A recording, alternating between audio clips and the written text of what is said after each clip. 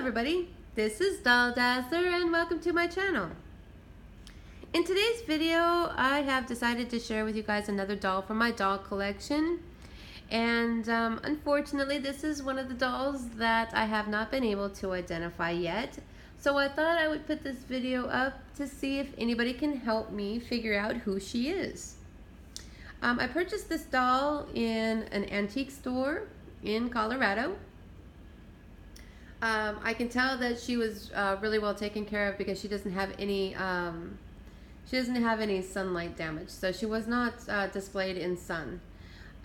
She does have a little bit of cracking in her composition, and she does have a little bit of a problem with her hip, but those aren't for identification. As far as the cracking that's in her face, it has not disrupted any of the makeup, so when I get a little bit closer to her, anything that you see it's all original paint. She is made out of composition, so that would tell me that this doll was made in the 40s and before, because I believe they stopped making composition in the 40s. So let me get a little bit closer so I can show you a little bit more about her. So just some details on her face there. She has an open mouth with teeth, and her eyes, I believe, she does have a little bit of crystallizing going on in there, but I do believe that they were blue or blue-gray color. Her makeup's in great condition, so her face is, I think you could probably identify, if you have a doll like this, you'll probably be like, oh yeah, I have a doll just like that. So yeah, because there's no actual flaws in her makeup at all. As you can see, I think that the sides and the top of her hair in the original hair set, these are some hairpins, and I'm bringing you a little bit closer to those hairpins. Those are definitely, those are really old, and so I don't believe that they've ever been removed from her.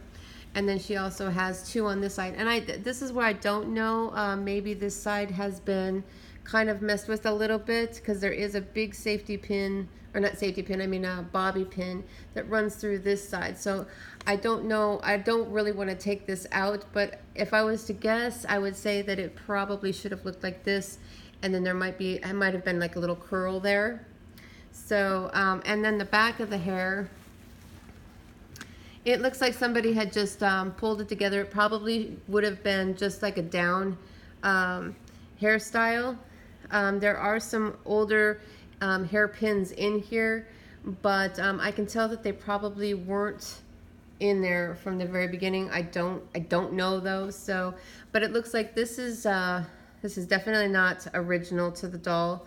Like they just kind of scrunched it together and put it in a ponytail. So I would have to say that the whole back is probably, it's more than likely that it was just a down hairstyle, a hairstyle that didn't have a ponytail in it. But you know, there again, I'm not for sure. It just appears that way to me. Her dress also appears like it might be original because of, oh, let me show you while I had her turned around. She does not have any markings on her whatsoever. It looks like they might have, well, they did add some safety pins back here. This may have had maybe hook and eye or some snaps on there, but they have been since been replaced with some safety pins to hold her dress on. Her dress is actually really, really pretty. I do believe that it is an original to the doll. I've never quite seen a dress like this before. So it's a taffeta one-piece dress. It's very long. She's about 18 to 20 inches tall. So the dress is as long as she is tall, but it's a pink taffeta dress, and then over the top of it on this top part is like a netting that's sewn onto the taffeta at the neck. And then there's these little flowers that, you know, you see everyone, well, they actually used them a lot, these little velveteen flowers. They used them in the hair of dolls or on their outfits. So she has some of those off to the side.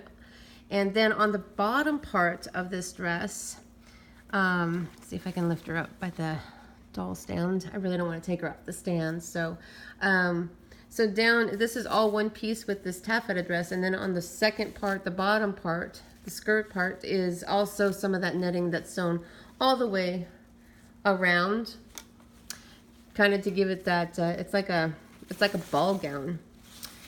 She doesn't have any original anything underneath. These little pants, little underpants were, oops, she has a little bit of leg problem.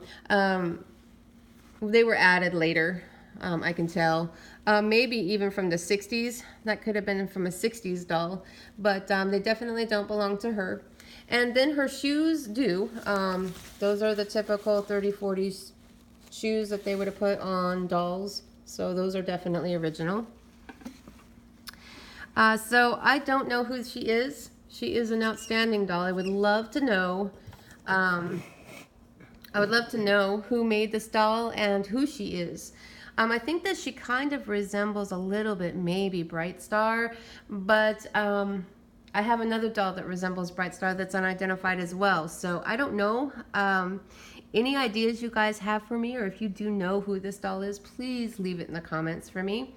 I will be doing an updated video on all of my unidentified dolls once I get them identified. And if you were the one that was able to tell me who this doll is, I will most definitely give you the shout out and the credit in the updated video.